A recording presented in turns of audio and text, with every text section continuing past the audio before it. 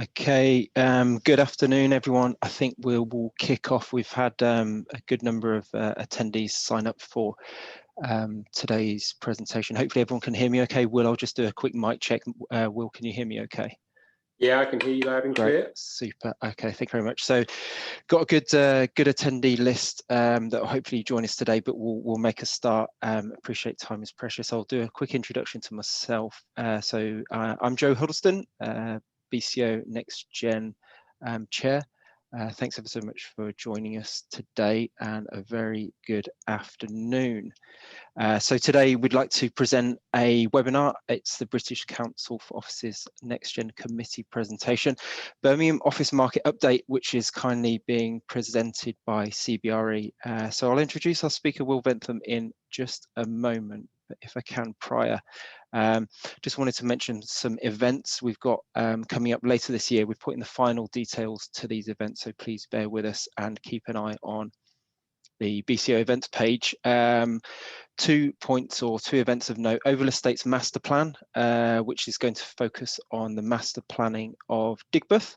We're hoping to provide a physical tour, which would be a welcome relief. I know this will probably be, or perhaps be, one of the last webinars we have for the time being, but this will be a physical event, a physical tour of Digbeth. We're targeting June for this. James Craig of Oval Estates will be joining us for that, and then hopefully we'll wrap up with some drinks and a bite to eat, which would be great for all those who wish to join us. And then later in the year, the NextGen are also looking to host our perennial walking tour.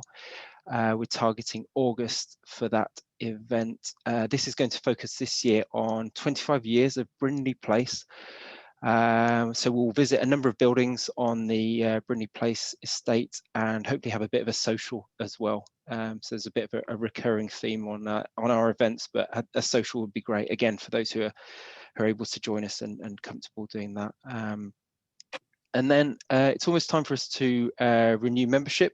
So I'd encourage those on the call to renew your membership with the BCO, and also encourage like-minded members who you work with to join this community and shape our programs and our events going forward.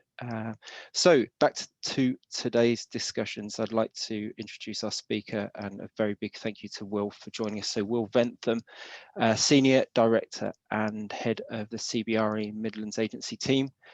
Will's been working in Birmingham for more than 2 decades on some of Birmingham's most notable schemes. These include the likes of Paradise, 55 Colmore Row, Arena Central, Brindley Place, that we'll be hopefully touring very shortly, and Snow Hill. CBRE additionally advise numerous corporates on relocation strategy, so the likes of Aon, HSBC and PwC. This informs some of the research and some of the content that they'll present today. So in terms of planning and timing for today, thanks again everyone for joining. We'll plan to run up to 12:45. We might wrap up a little bit earlier depending. So we propose that will take us through the CBRE office market update around 15 minutes for the presentation, and then we'll open up a Q&A session if that works for everyone. If you send those questions through, I'll pick them up, and then I'll chair those questions at the end. And then any that we don't get through, or any additional information that you'd like to receive those on the call, please email events@bco.org.uk. I'll do a summary of that at the end again. We'll also be recording the event, so the event is being recorded now, so it should be uploaded and available for everyone to review if they wish in a couple of weeks' time. So I think that's it. In terms of an introduction, that's the plan for today, 15-minute or so presentation. Please send through the questions as we go through, and we'll address those as we get to the end of the presentation from Will. And with that, I'll hand over to Will, if I may. So Will, thanks ever so much, and look forward to hearing more now. Thank you. Thanks, Joe, and afternoon, everyone.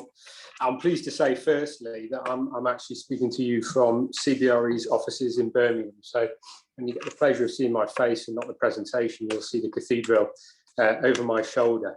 And oddly, that's driven by an influx in inquiries and requests for inspections around office products in the city at the moment, certainly over the course of the last few weeks. So positive signs, and you'll note the positivity throughout my presentation. I think there's good reason for positivity around the Birmingham office market.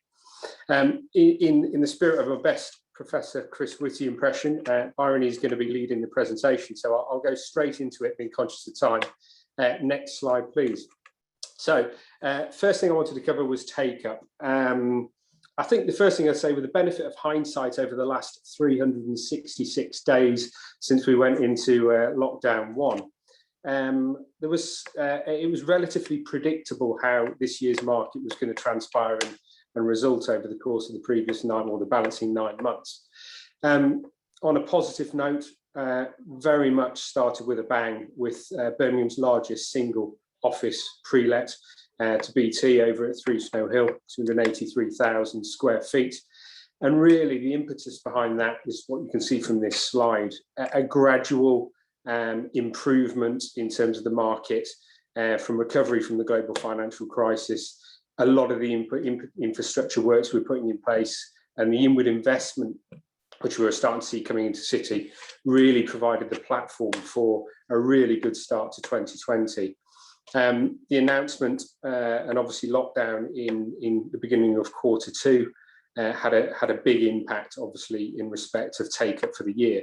So total take-up for 2020 was 520,000 square feet, which is obviously a material reduction on previous years, particularly the record year of 1 million square feet in 2017. However, 2012 was actually the worst recorded year, just sub of 520,000 square feet. So it wasn't the worst records we've had over the last 10 years. I think what we can see is that there was a heavy pre-let demand around the first quarter of the year, and obviously BT coming in was thin. But the general sentiment amongst the offers agents is that demand has always been there.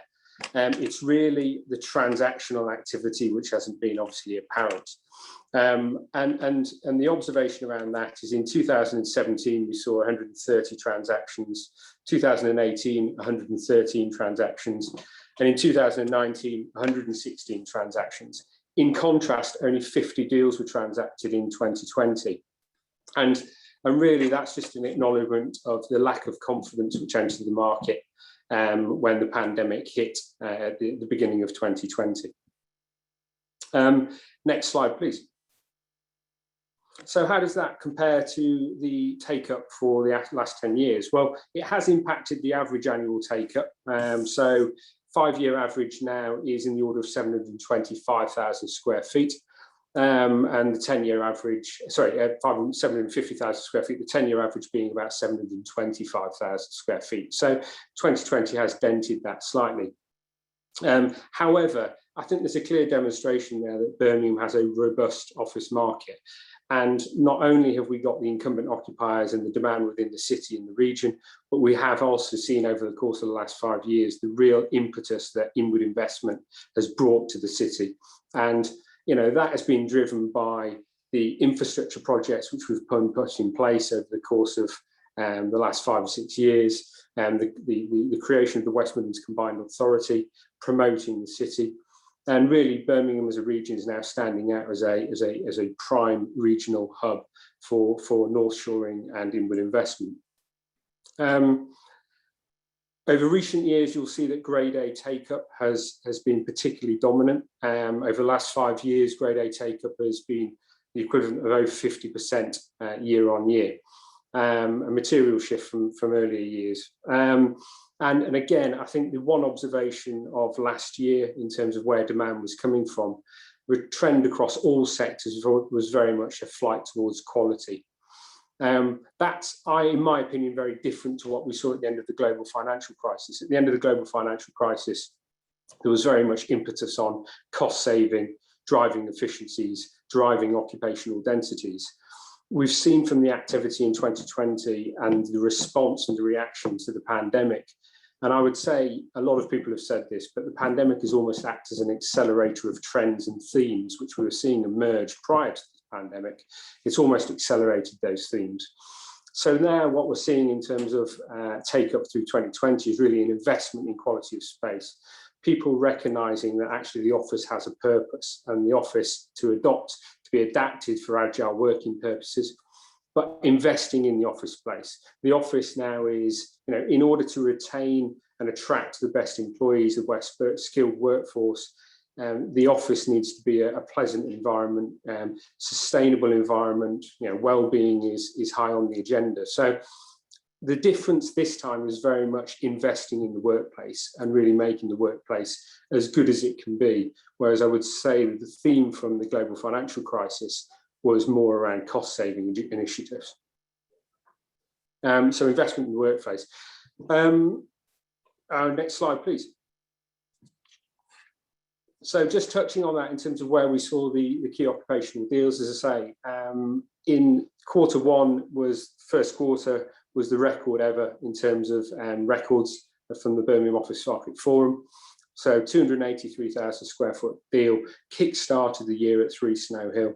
And again, another recognition of the market and Birmingham being a real attraction for hub and large-scale inward investment opportunities. We'd seen it through the likes of HSBC, PwC, Deutsche, big financial service operators and professional service operators before. We then saw the rise and emergence of the government and the public sector hub initiatives through the likes of HMRC and DWP.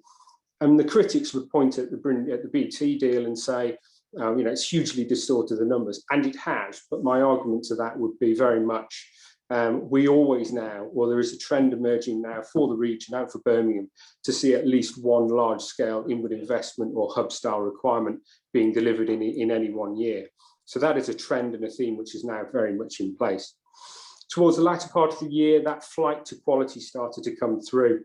We were fortunate to be able to transact during the pandemic, 2 transactions over at 2 Chamberlain Square, Knights PLC taking just shy of 18,000 square feet, Mazars taking 12,000 square foot in Paradise Phase 1 to support the DLA pre-let, which was already in place on that building. And the reason for saying that is that, again, this was very much a demonstration of people looking for quality of workspace. Knights, in fact, sent a new headline rent. So during the course of the pandemic, we were able in Birmingham to set a new headline rent at £37 per square foot for the region. And the expectations are that this is providing the platform for growth going forward. 2 Snow Hill followed up with the letting of Carter Jonas, and although the number of deals was reduced over the course of last year, the quality of deals in terms of transactions and grade A space was very much the dominant factor. Next slide, please.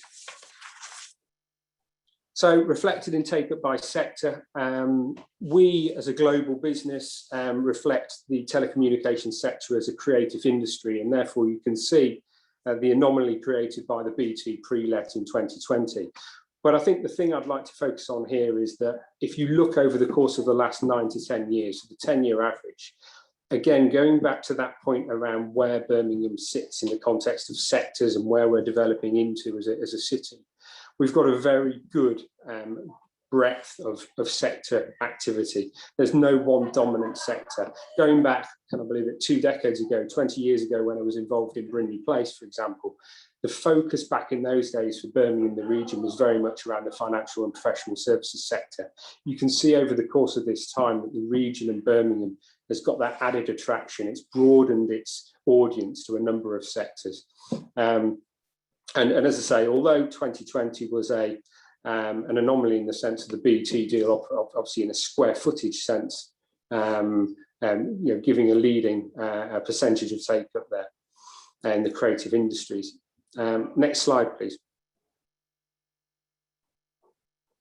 So take up by size band, again, dominated by the 100,000 square foot transaction to BT in 2020.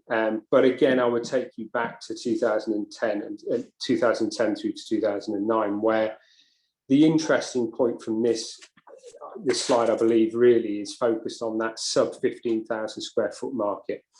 And going back to the point I made earlier around when the pandemic came into force and beginning at the end of March last year, the rise of uncertainty led to the sort of decrease in decision making and postponement of decision making. The underlying demand was still there within the marketplace, of sizable requirements. But what we saw was a distinct drop off in inquiries of certainly sub 10,000 square foot, but also the sort of sub 15,000 square foot market as well. And that ordinarily as a marketplace accounts for about 50% of take up in any one year. We've only just seen in the beginning of this year, the re-emergence of those inquiries and a lot more activity around those sectors as confidence obviously starts to filter through with the roadmap in place for recovery and exiting sort of the lockdown and the pandemic. So that was a big impact and a big influence on where demand was lacking from last year. As I say, there's some large scale requirements still in the marketplace, still yet to be satisfied. There's an argument to say that a number of the decisions which have been put off over the course of the last 12 months could potentially end up creating a bit of a bottleneck in terms of demand and when those inquiries around lease events start to filter through over the course of the next 12 to 18 months. So the expectation is with the return in confidence over the course of the last 3 months and going forward, those additional areas of demand across the sort of size brackets will also start to filter through. Next slide, please. So that sort of touches on demand. As I say, the theme's very much being a flight to quality, the impact being on decision making, as I said, rather than actually the underweighting demand sector. So in terms of availability, how does that sit alongside? Again, what I'd like to do here is really draw on sort of the examples of the global financial crisis and what the marketplace looked like at that time in comparison to where we are now. The notable thing to comment at the moment in the current market is that, towards the end of 2019, we're in single figures in terms of the availability rate for the city, some of the lowest figures we've ever seen. We're still only at approximately 10% in terms of availability versus supply. And a lot of that is being dictated by a limited number of development. There is a limited development pipeline coming through. And anything that's been created or developed over the course of the last 2-3 years has really been taken up in a fairly quick or pre-let type fashion. So if we just go on the slide, please, next slide. What the pipeline, as I've alluded to, over the course of the next 3 years, in 2020, we've seen the delivery of 3 Arena Central, and HMRC taking their pre-let. That was the only new building delivered in 2020. Looking forward, and this is focusing primarily on committed development, so where contractors have been placed on new products. This year we'll see the conclusion and the practical completion of 103 Colmore Row, an iconic building entering into the marketplace, providing 226,000 square feet. In 2020, the end of 2022, we will see 280,000 square feet delivered in 1 Centenary Way as the first building in phase 2 of Paradise. If you put that into the context of what we see coming through as new grade A supply, then we see their availability stands at sort of 500 to 6,000 square feet from those 2 spec schemes which are being delivered. And prior to that, it's very much been pre-let driven. In the context of average annual take-up, 750,000 square feet, of which 50% associated with grade A, you can see that we've got a very limited development pipeline to satisfy normal returns in terms of demand. Next slide, please. So just looking at that development pipeline and where availability currently sits, if you go back to 2008 and 2009, at that point in time, we were tracking speculative delivery of product in excess of 1.3 million square feet being delivered into the market, right at the point where we entered the global financial crisis, recession, and the recovery period thereafter. That was speculative space. If you draw on the contrast to where we are now, when we entered the pandemic in early 2020, I'll go through those years in terms of spikes. So 2017 was very much focused on back to frame new product coming into the market. You had the likes of 55 Colmore Road corner block, for example, being delivered. And they were very quickly taken up on both pre-let and pre-completion transactions. 2018 consisted of the delivery of HSBC as a pre-let.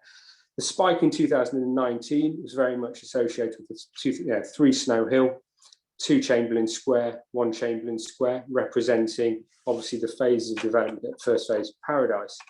Now, although as a total supply coming into the market in 2019, that was close to 750,000 square feet, that's 738,000 square feet to be precise. It's important to recognise that spike in pipeline in 2019, of which 490,000 square foot of that space was pre-let or pre-committed. So close to 70% of that supply entering the market in 2019 was already committed to. The same applies to 2020. I've alluded to it there. HMRC taking the pre-let 237,000 square feet. So we're then focusing going forward on 2 new schemes being delivered. 103 Colmore, as I say, later this year, and the introduction of 1 Centenary Way in 2020. But the point to make here is that we've got a flatter delivery line, I suppose, of supply coming through, new supply coming through, albeit there is a distinct shortage beyond 2020 of 2022 of committed schemes. There are back-to-frame products of grade A standard coming into the market, which will satisfy some of the market. Schemes such as 8 and 10 Brindley Place, 200,000 square feet being delivered next year, as well as the likes of Louisa Island House, for example. So there will be a balancing of grade A space coming into the market, but new development pipeline is very much subdued in the current market. Next slide, please. And how do we see that therefore influencing, in some respects, where prime rents sit? I think for the dynamic of the city, in terms of the increasing attraction for inward investment, the measures we've put in place in terms of demand for the region, their expectation is that building on the headline rents achieved from 2020, the products coming on and filtering through over the course of the next 2 years and beyond, the expectation is to see an incremental rise in rental tones as we go through for the next 5 years. And really, at that point, I'll hand over to you, Joe. Thanks ever so much, Will. It's a fantastic insight. Some fantastic metrics there. So on that last slide, it seems like quite a positive message. I think when we were planning this session, it's been a turbulent year, a tricky year for everyone. But it sounds like things are pretty positive. So that last slide that we're demonstrating, we're showing that there is this expectation for growth over the next 5 years. What would you say supports that expectation at the moment? Yeah, I think there's a number of factors. I think it's really important as agents working in the Birmingham market and the collective within the Birmingham market, inevitably we get focused on pounds per square foot as a terminology for offices. And the reality is that Birmingham no longer is promoting its sense as just a regional city, as the regional capital. We are very much a global offering now, as we've seen through the likes of the inward investment we've seen, most recently the private sector, let's say the likes of the expansion by PwC, HSBC's ring-fence bank, BT earlier last year. So very much we are positioning ourselves as a global city and a global proposition. And when inward, the corporates we advise, when inward investors of scale and hub requirements of scale are looking at a city, they are not being driven by pounds and pence. They're being driven by access and recruitment of people. So that's skilled workforce, that's employment, that's postgraduate retention rates, for which we've seen Birmingham's gone strength from strength. I think that that's got 17 universities within an hour's drive of Birmingham, for example, and universities producing skilled workforce which are staying and living in Birmingham. And as I say, that postgraduate retention rate. So far before an occupier has identified a specific building, the employment dynamics and the demographics of the city will drive where that large scale requirements will come from. There is a theme emerging in respect of North Shoring out of the southeast. We saw that emerging over the course of the last 5 years. Big occupiers looking at functions within their business coming out to the regions as opposed to being centralised out of London necessarily. I think that will continue. Inevitably, that will be driven by the public sector again, I would have thought, over the course of the next 9 to 12 months. And I think the private sector will then potentially follow suit, as we again saw previously. I think the other thing in that regional context piece is that we've set a new headline tone of £37 per square foot, but if you compare that to the other key regional cities, we're still tracking slightly below Manchester. We're on a par with the likes of Bristol, Edinburgh, for example. Leeds aren't materially off. So in the context of wider decision-making, more fruitless decision-making, if we have the product there and at the grade A standard, which we're starting to see come through the development pipeline, albeit limited, we have the product to sustain those rental levels. And the schemes such as 103 Colmore Row, 162 Way coming online will support that even further. And dare I say it, since again drawing back to the previous sort of global financial crisis, a lot has happened for Birmingham since then. We've had, as I said, the extension of the airport, Grand Central being introduced, commitment to High Speed 2 coming in, the creation of West Midlands Growth Company, appointment of a mayor, the promotion of the region, and as I say, there's employment prospects is really a driving influence behind that, apart from price. And again, just the theme of demand we've seen coming through from 2020. This is very much about investing in your workplace, investing in your office, focus on sustainability, carbon footprint, quality of workspace, workplace environment for your staff. It's not like we saw previously in this previous cycle around cost effectiveness, cost efficiency, driving occupational densities. There's a material difference in the nature of demand, I would suggest, at this time. Thanks, Will. That's great. It's really informative. So feel free to everyone on the call, do fire in any questions that you have into the question and answer box if you've got any questions that you'd like to add. Another one from me, Will, if I may. So you're talking of this investment or a flight to quality and less cost driven, more quality driven. Are you seeing tenants or potential occupiers asking for anything specifically from a space at the moment? Is there a drive for, I don't know, more terrace spaces, more outdoor spaces, more closely linked to amenity offering? Are you seeing a specific request at the moment? I suggest there's probably 2 or 3 things which are sort of dominant or of increasing importance. Certainly ESG, in terms of the ESG agenda around sustainability, well-being, that's very much at the forefront. A real acknowledgement along a lot of the corporate inquiries we're dealing with around carbon footprint, and response and social responsibility around sustainability and those things. So that's a key driving force. I think, again, a number of these themes, as I said earlier, have been accelerated by the pandemic. They were already there in their infancy and gradually emerging and becoming increasingly important. The pandemic has almost fast-tracked those, and they've come really high up the agenda now. Linked into the outside space, very much themes around well-being, your environment, your public realm. The sense of place is very important when dealing with schemes such as Paradise. We saw it with Brimley Place. Same team there developing at King's Cross in the southeast. The sense of place and the environment is very important. Outside space in terms of supporting that well-being offering, again, for employees. So again, the focus is turned very much towards the employee experience. I think technology within the workplace, the emergence of smart buildings, touchless technology in terms of your lifts, speed gates, access control. So the digital and tech initiative is very much influencing it as well. And I suppose a third criteria would be flexibility. And I genuinely think we saw the evolution of the flex market over the course of the last 2 or 3 years in Birmingham. They were quite a dominant sector. I think there is another potential emergence of flex. And I think that will be driven by corporates now looking at the potential for an adaptation of just core plus flex requirements. In a time of still, uncertain marketplace, short to medium term decision making is quite challenging. So if you've got your core fundamental requirements supported by a flex proposition, whether that be third party, turnkey space, white label space via a landlord, I think that could be an emerging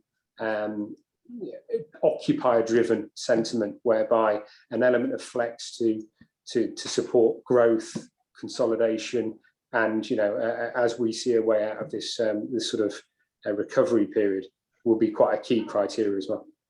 Okay, Thank you. Thanks, Will. We've got a couple of questions come through. So there's one from Danny Palmer. Thanks, Danny. So I'll read this out. So the business district seems to be moving away from Snow Hill towards Brindley Place because of Paradise Circus, Arena Central. Will Axis Square add to this shift? So are you seeing a shift? Are CBRE seeing that there is this move slightly?